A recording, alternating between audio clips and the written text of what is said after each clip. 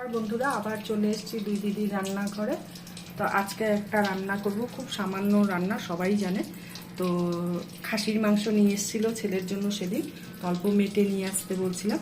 এখানে মোটামুটি 150 গ্রাম মতন মেটে হবে, 150 থেকে 250 গ্রাম। আর এই যে আলুগুলো এরকম করে চোখো চোখো করে কেটে নিয়েছি, মেটেটাও এরকম ছোট ছোট করে কেটে নিয়েছি।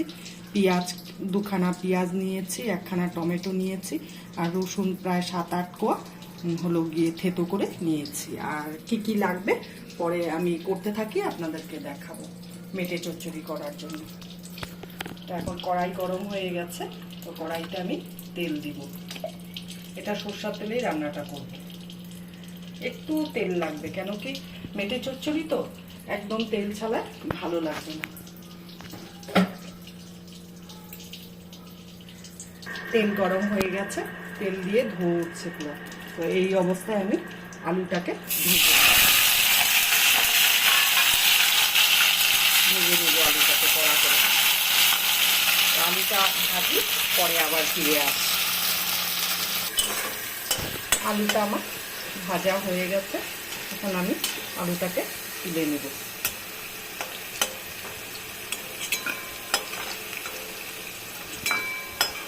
মেটে অল্প, কিন্তু আলু একটু বেশি দিয়েছি। আলু চচ্চড়িটার গন্ধে, মেটে চচ্চড়ির গন্ধে আলু থাকলে পরে আরও ভালো লাগে। অবশ্য আমি খাই না, আমি জানিও না। এখন ফোড়নে যাবে 2টো এলাচ, 1 টুকরা দারচিনি, 1টা শুকনো লঙ্কা আর তেজপাতা।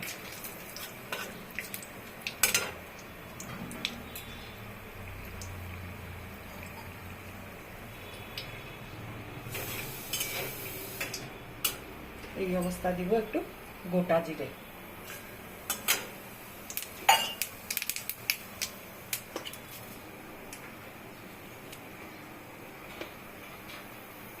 আর দেব রসুন থেতোটা দিয়ে একটু নাড়াচাড়া করবো, যা রসুনের ফ্লেভারটা তেলে চলে আসবে সুন্দর। এখন দেব পেঁয়াজ, টমেটো সব দিয়ে দেবো একসাথে।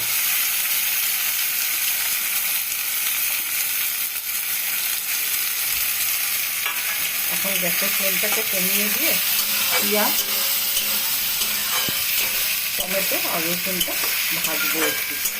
তো আলু ভাজার জন্য নুন দিয়েছিলাম, তো তেলের মধ্যে তো নুনটা আছেই, আর আমি এক্সট্রা করে এখন নুন দেবো না, খালি একটু ঢেকে দেবো। এই জন্য পেঁয়াজটা তাহলে মজে যাবে। একটু পরে ঢাকনাটা তুলব, ঢাকনাটা এখন তুলব। দেখুন অনেকটাই মজে যাচ্ছে এখন পেঁয়াজ। এখন একটু ভাজবো ভালো করে, গ্যাসের আঁচটাকে এখন একটু বাড়িয়ে দিব হালকা। আর এই যে মশলা হলো জিরে বাটা, ধনে বাটা, 2টো কাঁচা লঙ্কা বাটা, হলুদ, কাশ্মীরি রেড চিলি পাউডারটা। আর এখন এটার মধ্যে একটু জল দিয়ে গুলিয়ে তারপরে মশলাটা দেবো। তার আগে দেবো হলো গিয়ে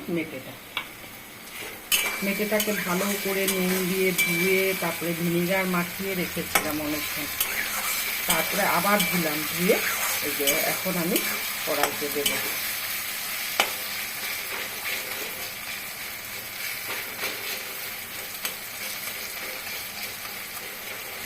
এই অবস্থায় এখন আমি মেটেটা দিয়ে দিব।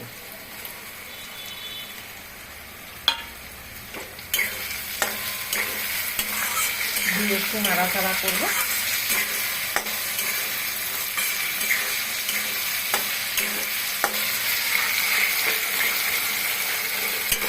করে তারপরে চাপা ঢাকা দিয়ে দিব।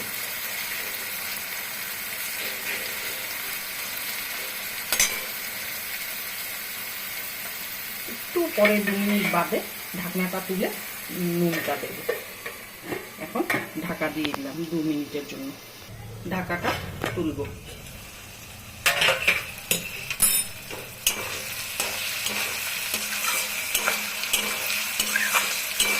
পেঁয়াজটা একদম মজে গেছে। সেদ্ধ তো হবে না এখন এত তাড়াতাড়ি না। সময় লাগবে। এই অবস্থা এখন আমি নুনটা দেবো, এই যে এতটা পরিমাণে নিলাম স্পুনে, দিয়ে একটু নাড়াচাড়া করে আবার ঢেকে দিব। এখন নুনটা পড়াতে সেদ্ধ হবে ভালো। মেটেটা একটু কষিয়ে কষিয়ে রান্না করতে লাগে, একটু সময় লাগে। ঝটপট করে রান্না করলে টেস্ট ওঠে না রান্না, ওই জন্য একটু গ্যাসের আঁচটাকে সিম করে দিয়ে দিয়ে রান্নাটা করতে হবে।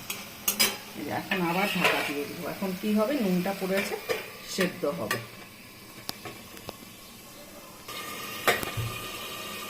এবার ঢাকনাটা তুলব। নুন দেওয়ার পরে পেঁয়াজ থেকে টমেটোর থেকে অনেকটা জল বেরিয়ে গেছে। মেটে তো জল ছিলই, একটু ধুয়েছিলাম ভালো করে। তো এই অবস্থা এখন আমি মশলাটা দিয়ে দিব।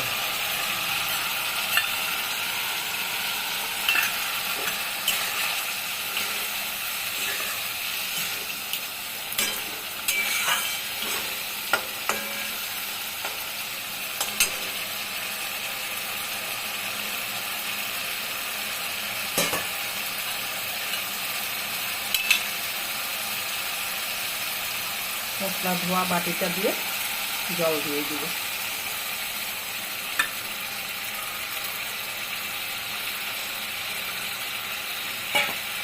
এখন ঢেকে দিব। এই মশলাটা কষাবো, কিন্তু মশলাটা মেটের ভিতরে ঢুকবে, প্লাস হলো যে মেটেটাও সেদ্ধ হয়ে যাবে।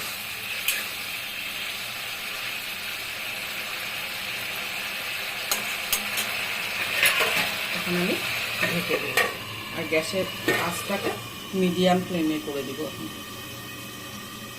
হ্যাঁ, এই ফ্লেমে রেখে এখন রান্নাটা করব। এখন ঢাকাটা তুলব।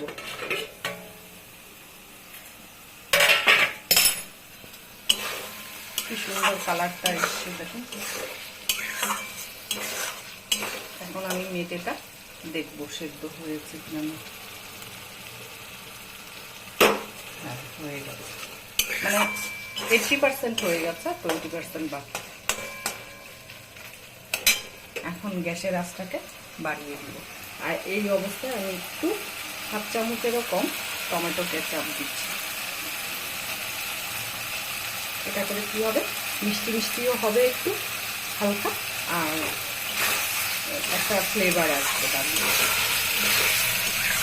আমি যেইভাবে দেখালাম আপনারা ওইভাবেই করে খেয়ে দেখবেন, তারপরে আমাকে কমেন্ট করে বলবেন।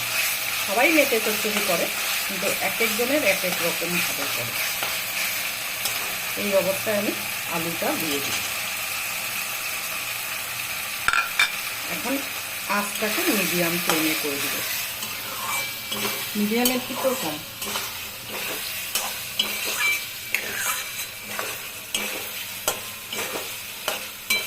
80% রান্নাটা হয়ে গেছে, আর একটু বাকি, আর একটু কষবে।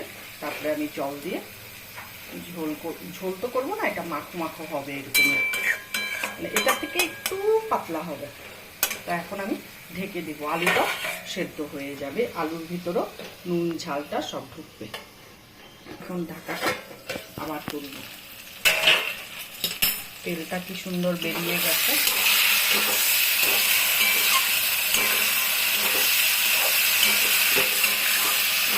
একটু নাড়াচাড়া করবো হালকা করে, তারপরে জল দিয়ে দিব। আলু একদম সেদ্ধ হয়ে গেছে।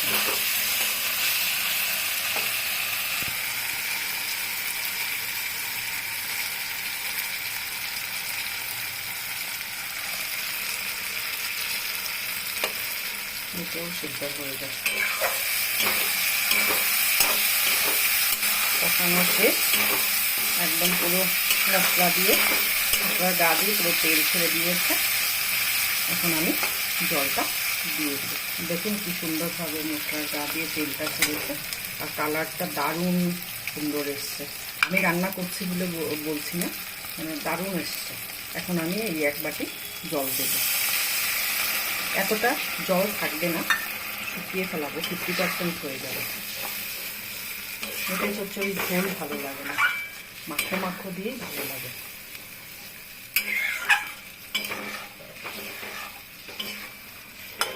এখন আমি ঢেকে দিব।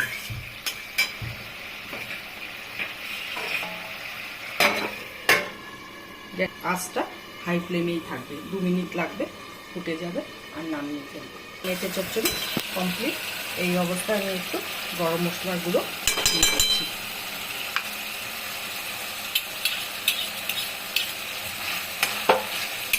আর গ্যাসটা অফ করে দিলাম।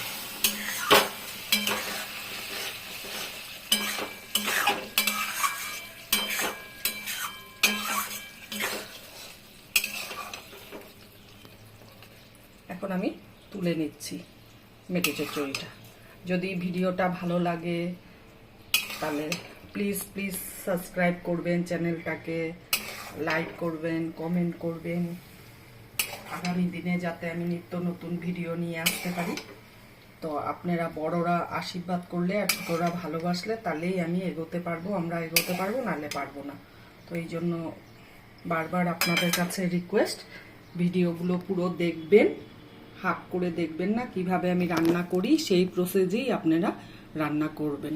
আমি খুব কম তেল মশলা, আজকের মেটে চচ্চড়িটা করতেই হবে, কিছু করার নেই, তার জন্যই আমি একটুখানি তেল মশলা দিয়েছি। তো ভালো লাগলে বারবারই বলছি, আপনাদেরকে রিকোয়েস্ট করছি, প্লিজ চ্যানেলটাকে সাবস্ক্রাইব করবেন। আর আগামী দিনে নিত্য নতুন ভিডিও আরও নিয়ে আসবো। তো রাখছি, টাটা।